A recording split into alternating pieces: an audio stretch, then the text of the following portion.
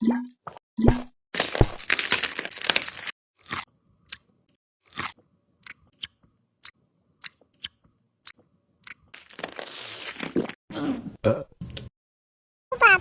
আমার তো একেবারে পেট ভরে ঢ্যাব হয়ে গেল গো। আমি আপেল খাবো।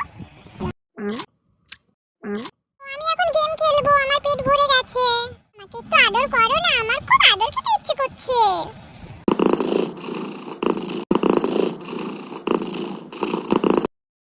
কি মজা, আমার খুব ভালো লাগছে, আরো আদর করো।